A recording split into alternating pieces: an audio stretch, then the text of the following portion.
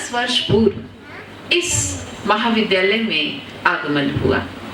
विश्वविद्यालय के ही एक भागीदारी के सुअवसर पर।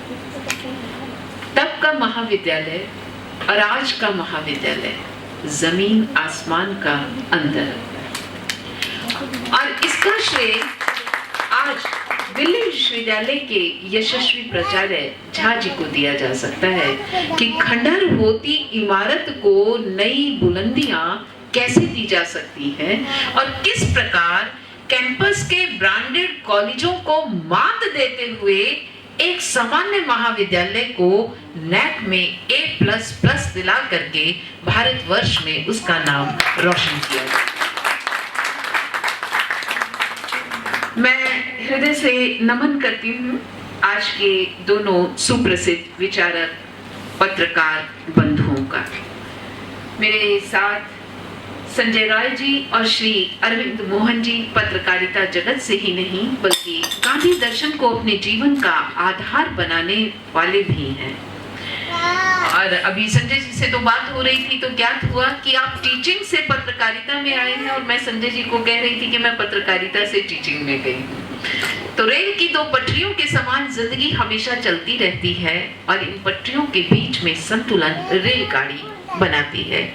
गांधी भारत ही नहीं विश्व की विचारधाराओं की पटरियों के मध्य संतुलन बनाने वाले महान व्यक्तित्व का नाम है, जो प्राचीन से लेकर के अर्वाचीन यानी पुरानी संस्कृति सभ्यता के तमाम उच्च आदर्शों से लेकर नूतन वैज्ञानिक मूल्यों के बीच सामंजस्य बिठाने के लिए अपना पूरा जीवन समर्पित कर लेते हैं।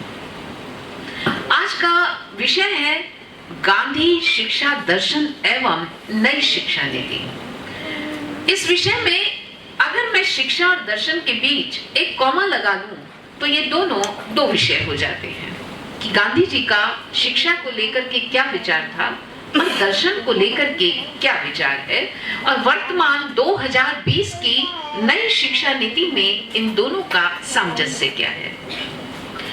बच्चों, परिवार, समाज, खान-पान, आचार विचार के समान ही शिक्षा भी जीवन का एक महत्वपूर्ण घटक होती है, क्योंकि सा शिक्षा या विमुक्ति जो आपको आपकी अज्ञानता से मुक्ति दिलाए वही शिक्षा है।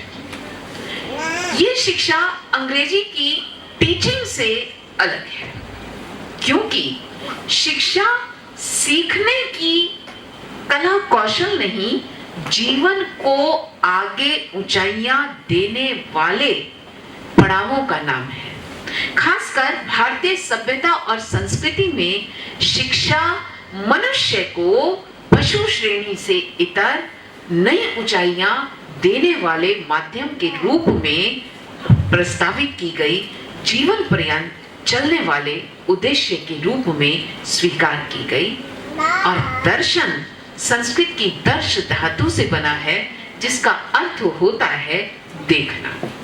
हम जीवन, जगत और इस सृष्टि को जिस नजरिए से देखते हैं वह दर्शन कहलाता है, और शिक्षा दर्शन को गहराई देने वाला माध्यम होती है। ये शिक्षा और दर्शन गांधी जी के जीवन में क्या महत्वपूर्ण अंग थे, इस पर विचार करने के लिए सबसे पहले जिस पुस्तक को आपको पढ़ना चाहिए वह है हिंद स्वराज। एक छोटी सी पुस्तिका जो गांधी जी ने सन 1909 में लंदन से दक्षिण अफ्रीका की यात्रा के दौरान अपनी यात्रा के समय का सदुपयोग करते हुए लिखी।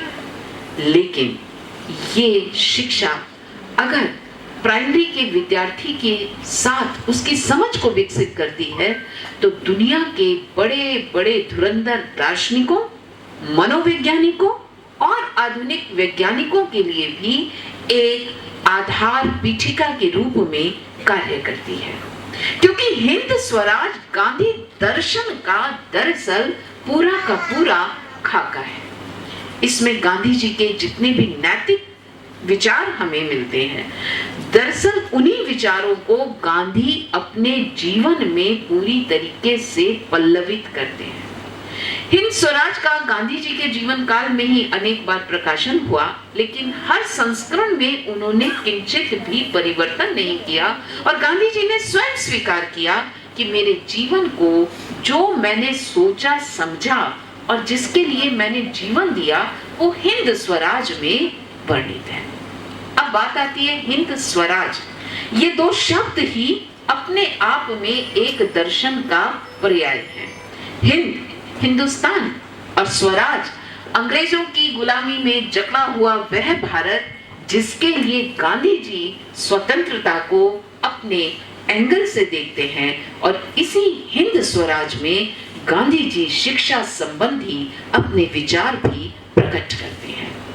पृष्ठ संख्या 65 से लेकर के 75 तक मात्र 10 पृष्ठों में गांधी जी के आधुनिक शिक्षा प्रणाली और इसके तमाम पायदानों को लेकर के उन्होंने मानो एक एक पंक्ति में आधुनिक भौतिकतावादी पश्चिमी शिक्षा पद्धति की चीरफाड़ प्रस्तुत करती है।